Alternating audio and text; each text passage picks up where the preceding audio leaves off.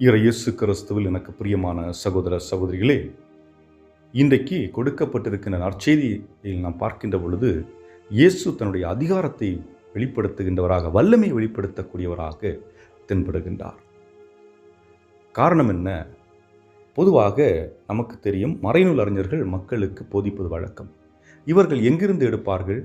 அந்த முதல் புத்தகமாகிய 5 புத்தகங்கள், பென்டெட்யூக் என்று சொல்வார்கள், அந்த புத்தகத்தில் உள்ள கருத்துக்கள், அதுபோன்று மோசே அவர்கள் கொடுத்த கருத்துக்கள், இவைகளிலிருந்து எடுத்துதான் மக்களுக்கு போதனை செய்வார்கள். இன்று நம்முடைய வாழ்வில் பார்த்தோம் என்றால், குருக்களாக இருக்கட்டும், அல்லது ஆசிரியர்களாக இருக்கட்டும், அல்லது மற்றபடி போதிக்கக்கூடியவர்களாக இருக்கட்டும், ஏற்கனவே எழுதப்பட்ட ஒன்றை அதை அலசி ஆராய்ந்து சிந்தித்து அதை வெளிப்படுத்தக்கூடியவர்களாக இருப்பார்கள். மற்றவர்களுடைய கருத்துக்களை எடுத்து நான் இவர்களிடமிருந்து எடுத்தேன் என்று குறிப்பிட்டு சொல்வார்கள். யாரும் தங்களுடைய அதிகாரத்தை நிலைநிறுத்துவதில்லை. ஆனால் இயேசு தன்னுடைய அதிகாரத்தை நிலைநிறுத்துகிறார். எல்லாவற்றிற்குமான அடிநாதமும் இங்கிருந்து தான் புறப்படுவது போன்று இயேசு அதிகாரத்தை நிலைநிறுத்துவதை பார்க்க முடிகிறது. இரண்டாவதாக பார்க்கின்ற பொழுது, தீய ஆவி பிடித்திருந்த மனிதர், அந்த தீய சக்தி இயேசுவை கண்டுகொள்ளுகிறது. நீர் மெஸ்ஸியா அல்லவா, நீர் ஏன் இங்கே வர்றீரு, எங்களையும் தொந்தரவு பண்ண வர்றீரு அப்படிங்கிற ஒரு கேள்வி கேட்பதாக இதிலும் குறிப்பிடுகிறது. இதில் நாம் புரிந்து கொள்ள வேண்டியது என்னவென்றால், இயேசு இருக்கும் இடத்தில் தீய ஆவியால் நிலைத்து நிற்க முடியாது என்பதுதான். ஆக இயேசு நமக்குள் வந்துவிட்டால் தீய ஆவி வெளியே போய் தான் ஆக வேண்டும். இதுதான் யதார்த்தமான உண்மை. அப்படி என்றால் நம்முடைய வாழ்விலே பிரச்சனைகள், துன்பங்கள், துயரங்கள், சோதனைகள், வேதனைகள் வருகின்ற பொழுது நாம் துவண்டு போய் மந்திரவாதிகள்கிட்டையும், குறி பார்க்குறவங்கள்ட்டையும், கைரேகை பார்க்குறவங்கள்ட்டையும் போக வேண்டிய தேவையில்லை.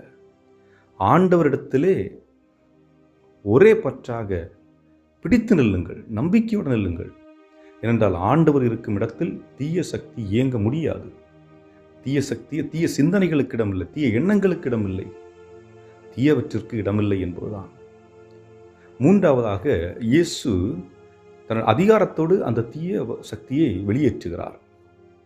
ஆக இயேசு இருக்கும் இடத்திலே நமக்கு சுதந்திரம் இருக்கிறது, விடுதலை இருக்கிறது என்பதை வலியுறுத்தும் விதமாக இந்த மூன்றாவது நிலை இருக்கிறது. அன்புக்குரியவர்களே, நாம் உண்மையிலேயே இயேசுனுடைய வல்லமையின் மீது நம்பிக்கை வைத்திருக்கின்றோமா? என்ற நற்செய்தி நம்மை நம்ப அழைக்கிறது. ஆனால் நாம் உண்மையிலேயே நம்புகின்றோமா என்பதுதான் இங்கே கேள்வி. ஒவ்வொரு புதுமைகளுக்கு பிறகும் இயேசு சொல்லக்கூடிய வார்த்தை, உனது நம்பிக்கை உன்னை குணமாக்கிற்று. இன்று நமது நம்பிக்கை கேள்விக்குறியானதாக இருக்கிறது.